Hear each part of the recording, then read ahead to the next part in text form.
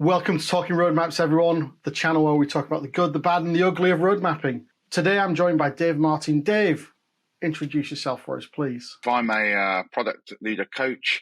I spend most of my time helping product leaders and founders of early stage businesses learning how to scale up and get their product function working brilliantly.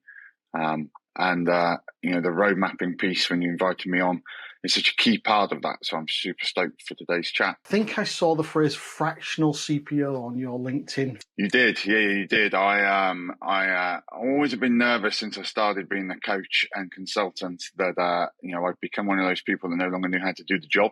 So I always have a fractional role, and that means part-time and interim. I was fractional CPO for Contentful for the last year and a half, but we sold it in November to Adobe, and we've just finished that transition into the Adobe world. So I'm rolling off that, and now just joined an exciting business called General Systems, doing some amazing data infrastructure work with geospace time stuff. We'd love it if you hit that whole like, subscribe, and bell icon to follow us. So, let's get straight into it. What is the purpose of a roadmap, in your opinion? The number one most important thing has to be communication and alignment.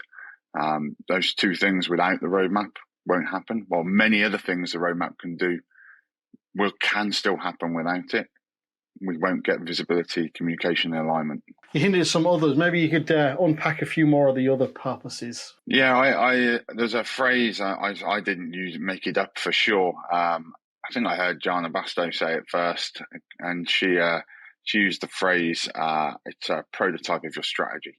And I love that phrase. I think it works so very well. The challenge with that, though, is that most companies don't have their strategy articulated in a way that would allow you to know if the roadmap was a good or bad prototype. So I totally agree it should be the prototype of the strategy, but most companies have a piece missing upstream of the roadmap in order to make that work. I was asked for some advice on running a road mapping workshop, a really short one yesterday, and my first reaction was, well, have you got X, Y, Z, like vision, strategy, clear problems to address, your objectives, how you're going to be measured? Are they in place? Because if not, you've got no chance of doing a short session and actually having any value. But like I say, if we're communicating and aligning, who is it for? For the business first. Lots of people show their roadmap outside of the company, externally as a marketing tool, and that's awesome. And I love it when companies do that. But we've got to remember that is a marketing asset at that point. We predominantly in product we're not marketeers specifically. Our job is to align the business and make sure we build the right thing and create the most valuable outcome towards our goals with the limited resources we all possess. So I don't like the idea of the roadmap becoming an external asset primarily. We've got to remember it's an internal tool to help our business inside the organization. But if our marketing teams can do a wonderful job of using it externally, then that's even more value from the same thing. If we're articulating it internally and perhaps marketing or remixing it externally, who owns it though and who maintains it? A roadmap is definitely a product responsibility. Our accountability is, are we building the right thing? Are we generating enough value for the business? And the roadmap is clearly helping identify what we think is the most valuable next thing for us to do in an order of priority. And that's why it's a living document. That's why it shouldn't be so static, which is always a little tricky when it becomes a hard and fast marketing asset that's committing you to things externally for a long time in the future. Because we've got to predominantly remember that as we learn about those problem spaces and progress, our learning should change our understanding. And there's a very high probability that that's going to mean the thing we thought was the most valuable next thing to build isn't the most valuable right next thing to build. In that instance, we have to be empowered for the roadmap to be flexible for us to change it. And if we've whether it's committing to using it to commit to investors for the next 18 months worth of resources, or using it to commit to external customers of what we're going to build, both, as long as the commitment is fluid, we're okay. Well, if in 6 months' time we still deliver what was exactly on the roadmap, then either we're going to disappoint the customers because it wasn't what they really wanted, it was what we guessed, or we're just not learning, I guess, is the other risk, which happens in many organizations. So, I mean, you already started hinting at it, so it feels like it's a specialist area. Vision, strategy, objectives, how do they link into road mapping? Yeah, I mean, that space is definitely the area my company RightToLeft working in the most. It's the space we help organizations with. And I think the key there is that, especially smaller businesses like Series A businesses, VC-backed Series A, even Series B, they're often a single product business. So what I hear a lot is, we don't need a product vision because it's our business vision is our product vision. And whilst that's true that the business vision of a single product business will stray into the product side, what it regularly doesn't do is provide the important experiences that we expect our product to deliver. The best product visions, not business visions, but product visions, which I prefer to call product concepts just to differentiate from business lingo. The best product concepts are describing the experience we want for our customers, and whether they're and different personas within that, whether that's the end user or whether that's the company that pays for it in B2B specifically. So we need a clear product concept that really does articulate the experience we're trying to aim for, not just hard KPIs or market share percentages and all that lovely stuff that you'd expect in the business strategy. From there, we see companies go straight to the roadmap. What's the objectives we're going to do? And that's where I think the mistake happens quite a lot. We need that strategy piece first, and the strategy has got to define how we're going to deliver this value, of which many would argue the roadmap articulates that.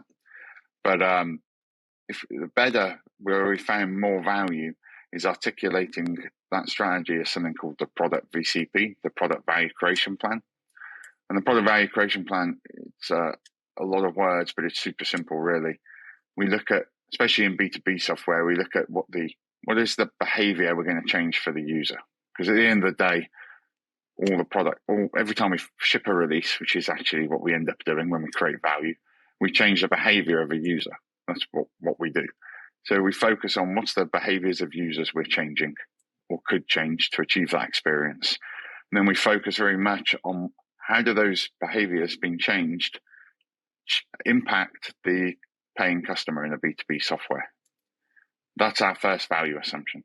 And then we focus on how does creating that value for the customer create value for us as a business. And that's our second set of value assumptions. So we think about those two sets of value assumptions and we define them, we write them down, we collaborate on creating them, we go and validate them if need be. We get really high confidence and alignment on those value assumptions. When that's in place and we've got that across a wide sector of the business, especially across the C-suite and leadership, we've reached a point where we can now say, well, if we all have agreed those key value assumptions and we know that they're the right thing to do, and that's how the product will generate value for the business and for the user and customer, we can now focus instead of on the value end, the business KPIs, which are always laggy, incredibly interfered with from lots of interference, hard to understand attribution of what's actually made them go up or down, very difficult to measure. We can now just focus on some value indicators around those user behaviors, because we've agreed that those user behaviors are going to equal value at some point to us. With that in place, we can now look at building our roadmap, because now we've got some value indicators that describe how we want to change user behavior to impact the business, that we know generate us the goals, hit our strategic goals that we're trying to hit. So now value is no longer ambiguous. Value is now very concrete, how product creates value. And they're typically leading metrics naturally, because user behaviors are normally leading metrics. And we now have a plan to build that roadmap against. So now we can look at our efforts around the roadmap, what's the next best thing. And when we have that typical value effort conversation that everybody has for strategic bets they're going to put on the roadmap, now the word value isn't ambiguous. Now the word value is very concrete and strategic. And we've removed bias, quite a lot of bias from the phrase value. So when we're looking at value now, we can go, how does this strategic bet impact the VCP, rather than let's have a discussion about its value. And what happens there, of course, is salespeople who are professionals at articulating value. That's their job. If they can't articulate value, they will never sell something. They obviously will have strong bias in those conversations without the VCP, simply because they're extremely good at articulating value, nothing else. So we have to, with that VCP in place and clear definition of value in a way that product can actually impact, now we can look at our roadmap and really evaluate and view it as a prototype of strategy. And we're prototyping it against these VCP numbers go up or down. I love that whole kind of flow that you just articulated there. I'm gonna have to watch this back myself and kind of dig into it, kind of step by step. How do I take myself down that path? The product concept as an alternative nomenclature to product vision. Yeah, I can see how that would work, and because it was always a battle to almost even at business unit level in some places get a vision in place because we don't need it, let's just execute. I mean, we have to recognise that the tools I've just described, you've got to be a business that wants to be a product business, and that is the first challenge. The space we work with quite a lot, where we see this tool fly, really generate value, is where companies are at that pivotal point where their product leadership is growing, like a Series A business, where it's their first head of product or their first CPO in place, and they've been used to making those decisions and that vision and all of that used to be the founder and in the founder's head, and they were probably doing that very, very effectively. But that doesn't scale, obviously, because it's in one person's head. So you see this point regularly where when a company tries to scale its product function, growth continues, so we feel good, but it's actually average growth. It's not high growth. And we see this point, and we call it the growth scale ambush, where at some point you suddenly realize you're not scaling at anywhere near the pace you wanted. You thought you were, but you're not, because it's a bit like a Trojan horse almost. You've had this average growth for so long, and then you look and go, wow, we're celebrating those short-term wins, but we're not getting anywhere near exponential high growth. And it's often because the prioritization of what we're building has suddenly become client fit, not market fit. i.e. we're trying to support getting big deals over the table, especially in B2B, versus the take market share. So the VCP helps at that point to ensure we stop making client fit decisions and get back to making strategic market fit decisions. I'm sure there's some downstream artifacts that are linking to a roadmap as well. My favorite view is when you hear Marty talk about it. Marty Kagan talks about the roadmap is really a set of objectives for potential OKRs. The idea that they're big strategic bets on the roadmap, and we're going to use those downstream to drive our teams with targets and goals, whatever framework you're obsessed with, whether it's OKRs or something else. I'm not religious about any of this stuff, but the fact that you're using the roadmap directly to drive outcomes on the roadmap, and you're using those to drive the targets for teams to deliver for those cross-functional teams. That way, we're ensuring that the teams are working on the right things, that it's strategic, everyone's got visibility of it. We've prioritized that roadmap using the VCP, so we know it's strategically prioritized, not overly tactical, which happens by mistake quite often. And the teams, therefore, are then working on the most important, valuable things, and they can see how the value maps, so they can be more empowered.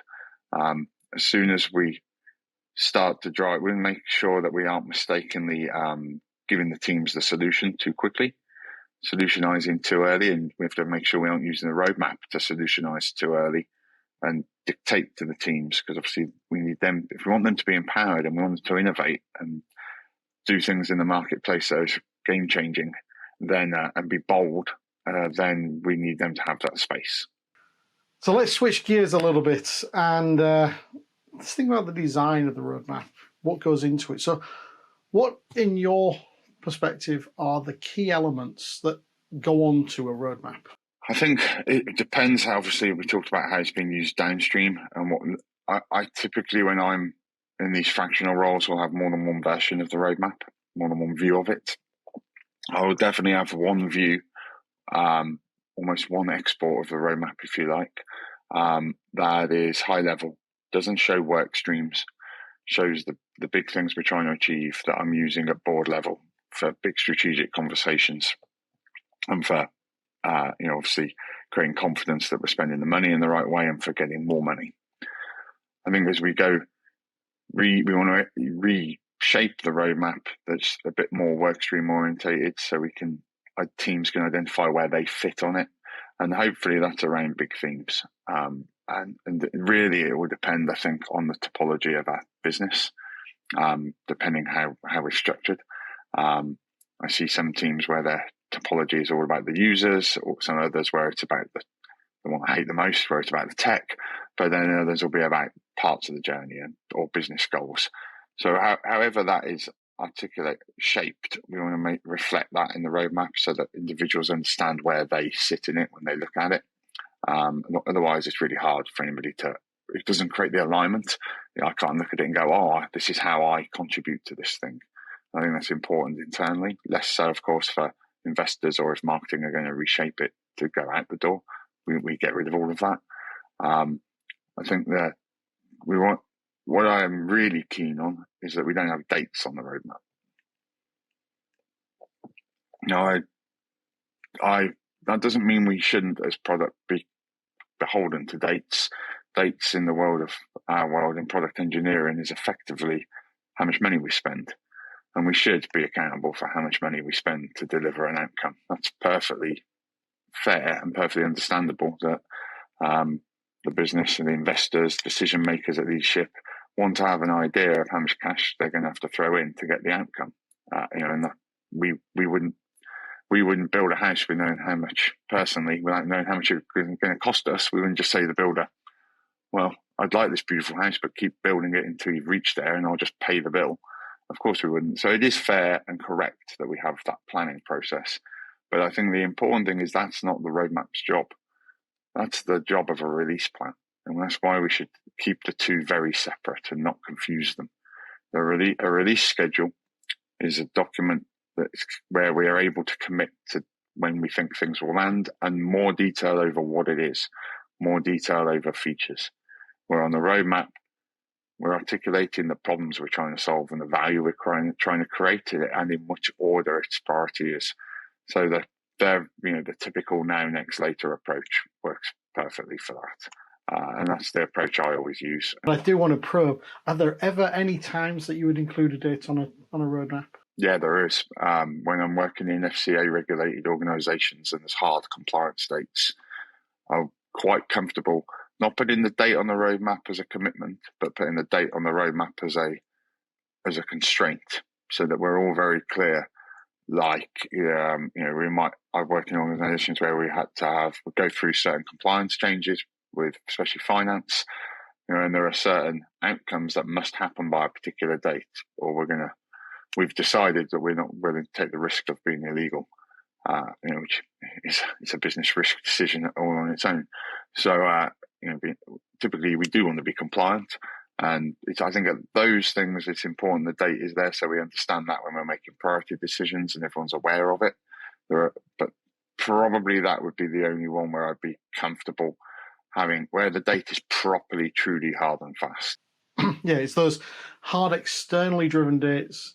Sounded like not the commercially or deal driven dates, though. No, most definitely not the commercially deal driven dates. I mean, that's what the release schedule is for. That's exactly what the release schedule is for. I think the other thing that and I'd love to hear what you think. I'm not a fan of tactical items being on the roadmap, BAU. And I see some companies try and do that, and I see no point in it personally. For me, if we've got BAU work, I'd rather us manage that separately and be very clear about the two.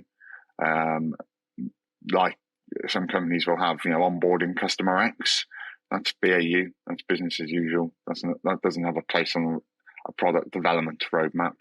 If we need a schedule and they're things that are projects, like onboarding a new customer, supporting a new feed for this customer, getting them live, training them, all that jazz. That is a project. and I don't see the need to mix the two up. What it means is when we're planning, we know we have less resources during that period, and that's going to impact the speed that we get through items on the roadmap. It's not going to change the order of priority on the roadmap. I can imagine some scenarios. You said you're interested in my perspective. For example, when it's those first 10 enterprise customers, maybe, where actually it's so strategically important and all about our product market fit. So maybe I could imagine aligning some of that and that early adopter stuff there. Maybe just for the, again, you talked about different views. Maybe there is a view that has a bit more of that tactical stuff kind of almost annotated on it, not necessarily saying it's part of the roadmap, but kind of annotated around it for context. I can imagine for that operational or development team internally. That I guess would be my thought there. Yeah, I could definitely buy into where, like you mentioned, the first 10 enterprise clients, etc. Where you're actually, the roadmap item is about being able to support enterprise clients rather than, the thing we're doing there is improving our processes and capabilities and features so that those enterprise clients can buy us. That's a market fit thing. There's probably more detail, I'd hope, but that may or may not be needed depending on the level of granularity. And that's always, I think, a tricky thing, how granular the roadmap goes. That's always hard. And I think that's down to the maturity of the teams. If you've got mature product teams to execute, you can have broad guides on the roadmap. If you've got less mature teams in working, then you're going to have narrower guides, and that's a leadership decision of how broad or narrow they want to go. We don't want to get so narrow we're dictating solution, but the roadmap does provide, so do OKRs and all these mechanisms. They provide leadership a way to give guardrails to their product teams to help make sure they're going to support them going the right direction and support them working on the right things. So I think it needs to be more granular if the guardrails need to be more narrow, which is the case when you've got young teams with lots of new people, where there's a lack of IQ about the technology or a lack of IQ about the business, the domain expertise, for example, but or a lack of they haven't been working well together yet. They haven't got their stream, etc. They haven't got into their rhythm. But when they're more mature and the teams are working well together, then they can be much broader. What about how you visualize things on that roadmap then? Any favorite approaches there? I have to admit that I'm a little bit biased. I use a product called ProdPad pretty much exclusively. I've known Jana, the founder of ProdPad, for a very long time. I've known her since she worked with me the company before she started it, and her next venture after she left was indeed to make ProdPad not a prototype tool that we were using, but a full-fledged business. So I always use ProdPad, and so the way that visualizes it is nice. I like the exports where you can easily reduce or increase granularity of information, or include objectives or exclude them, and themes. Some of the annotation you just mentioned, and it's never a Gantt chart. It's always now, next, later. Some of the other product tools tend to favor the old Gantt chart, which I refuse to use. So I have to go back to ProdPad. But so I guess that's the true visualization. I think the next thing is the actual words, and they've got to be, in my view, we've got to make sure that those words that we're putting on there are outcomes rather than exact features. Unless we're very concrete, very, very confident about the feature, then it can be a feature. If we're so confident it has to be this, it's so obvious this is the solution. But and there are times when that's the case, but normally it's an outcome, and I'd like to try and make sure we get those words in an inspiring way that's inspiring people to want to solve the problem, rather than drag, boring, grey context. We want something that inspires me. And we've got to remember that at the end of the day, if we're helping change the behaviour of users that we talked about earlier, that means in some way we're helping improve their lives. Whether it can be very bold, if you're a health tech or ed tech business, you can be changing lives in a very bold way. But if you're whatever tool it is, and you create whatever product, you're improving somebody's life some way. So if we can try and make that roadmap inspiring to read, then that's a win. So what do you think is best practice on a roadmap? I think best practice has got to be keep it simple, clear, easy to understand. You want to avoid heaps of business lingo and complicated words. We want to write it stupid simple. And we've got to remember that it's fluid, that it is not, this isn't stone. Okay, now let's go the opposite way. What about the biggest mistakes or anti-patterns you see on a roadmap? You want to avoid hard dates all over the roadmap that are fictitious and not true hard dates. I think that's a huge challenge. We want to try and avoid the roadmap being a wish list, just a list of features that we've already decided are going to solve the problem. I'm not sure who's decided that, if it's jumped straight onto the roadmap, and how, which is obviously the mistake. In other words, it's normally the exec team, some leadership group in a room somewhere have gone, we should build all this stuff, it will change our direction of travel, and that's almost certainly going to fail. So keeping it, helping encourage servant leadership by having a roadmap with outcomes. When the roadmap is just a list of customer requests, and there are a few businesses I come across where CS get requests, customer success get requests for new features, or sales get requests during the sales process for new features, and all the roadmap priority processes is how do we order these new requests, not should we build these requests, not how is this going to help us actually generate a future income, which is most valuable for us, or the business, or the companies we're serving, or the users we're serving. Just how do we put them in an order? And when the roadmap just becomes a list of feature requests from customers directly, with no value addition in the middle, then we know again that there's no point having a product team. We're just a requirements gathering function, like in a project management function, in a PMO function. And the worst outcome of that, which is the typical one in B2B software, is it means we're going to end up writing lots of lines of code that is only going to get 1x value. It's only going to get the value from one customer, rather than us selling it to 10 customers. It's the same companies that when you go back a year later and try and put product analytics in, you learn that most of the features are either used by nobody or only ever used by one client. Or even worse, one user in that one client. Yeah, perfect. Yeah, yes. Yeah. In other words, yeah. And that leads us to a place where product has failed because we're not getting an ROI on the product engineering investment, or not a very big one. And that's again when we get stuck in that average growth. We can still grow year on year as an organization and deliver value to the shareholders, but it's average. It's just linear growth. And any tech business at that early stage where we work with them, Series A, Series B, the promises they made to their investors was I've never seen a pitch deck that just showed a linear line for revenue. It's always a hockey stick. Now, I always like to, what's your pet hate to see on a roadmap then? That's, getting even worse. I see quite a few of these documents in different startups and different organizations.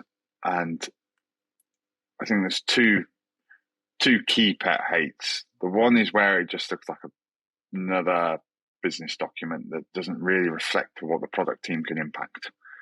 Where, for example, outcomes on it, they've tried to do a good job and put outcomes on, but the outcome they've written is so broad and so hard for product to directly relate to.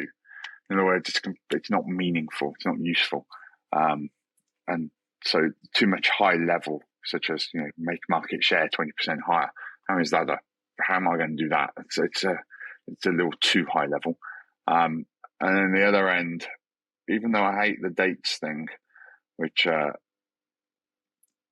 can put up with it, but I can't put up with the features being the solutionizing happening up front. It's the solutions that really grate me. The dates I can cope with if the business isn't really made it yet to being a product organization and is still thinking project, then fair enough. They're on a journey and a transition. But when we've said in 3 years' time we're going to build this widget, it's just complete BS. It's just like, well, how on earth do you know that now? That's rubbish. And the problem with it in those organizations that are on that transition, and it's normally businesses that have got the data, else we wouldn't know it was 3 years' time. On those organizations are in that mindset and on that journey from project to product, or maybe a better phrase is from client to market. Stop thinking about the client and start thinking about markets. Then if the features are listed out in such granularity and such clarity for so long and so concrete, so far ahead, it just shows that the product function is pointless.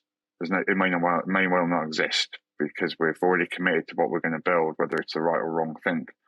So I don't really know what a product team is doing in those organizations.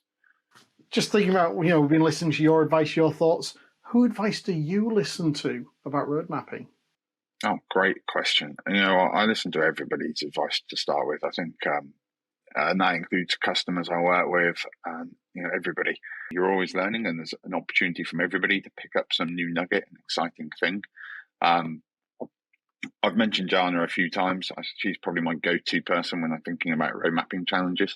In fact, she definitely is. She's my go-to person on road mapping always. We all will check in to see what Kagan's views are at some point for sure. And Petra in Hamburg, who's the author of Strong, she's got great views, great experience. Always great to chat with her. Now the hardboard question. If you had to distill your philosophy on road mapping down to 1 or 2 sentences, what would it be? It's a prototype of strategy. That's sentence 1. Simple, stupid, so everyone can understand it. There you go. Sentence 2. What should I have asked you about road mapping that I haven't? The roadmap is, if you truly use that roadmap as your plan for the product function, it's effectively it's how you're going to operate. I think it's important that we remember that if we're using it as an artifact to drive how the team operates and works, we've got to remember it's got to reflect where the teams are at. So it's easy for us to go, hey, it's got dates on, this is wrong, or we can moan about features and customer requests, or BAU being splattered all over it, which feels meaningless. But if the teams are on a journey, we can't expect the people in organizations and ways of working to change overnight, but we can change a document overnight. So we must make sure as we improve the roadmap, we improve it with the journey the team is going on. What looks like an excellent roadmap for a highly mature product function in a product-focused, product-driven organization where product is at the DNA of the org. What that looks like, which we've been talking about at length today, we can't expect that to work for a business that's not in that place yet. So I would encourage people not to try and rip up their roadmaps and rewrite it to look exactly how it should for one of those organizations when they aren't yet one of those organizations. Let it evolve with you on your journey. Absolutely love that insight, Dave. That's like gold dust right at the end there. Here's the last little chance then, Dave. Please give us the pitch for RightToLeft. Oh, the pitch for RightToLeft is easy. We help businesses build that product VCP we talked about earlier, and then we help them execute and help product leaders run and execute product teams that are trying to scale and avoid that scale growth ambush. So, whether it's coaching or whether it's one of our consulting programs, we've got a solution to fit all budgets. Dave, it's been wonderful chatting to you today. Really loved having you on the show. Thank you very much. Just a reminder to everyone else out there, please do like, subscribe, hit that bell icon, follow us so you hear about updates. And if you'd like to sit where Dave is and have a chat with me or Justin, please do reach out either in the comments or via info@talkingroadmaps.com. Dave, it's been a pleasure. Thank you very much. Thanks, Phil.